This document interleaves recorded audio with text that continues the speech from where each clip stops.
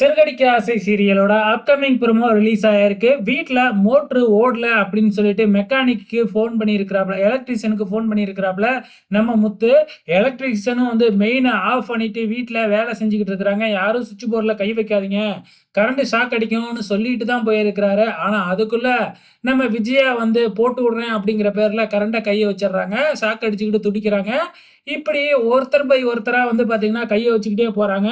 விஜயா சாக்கடிச்சது தெரியாம வந்து பார்த்தீங்கன்னா, நம்ம பார்வதி வந்து கைய வைக்கிறாங்க. பார்வதி பின்னாடியே ரோகிணி, ரோகிணி பின்னாடியே மனோஜ்.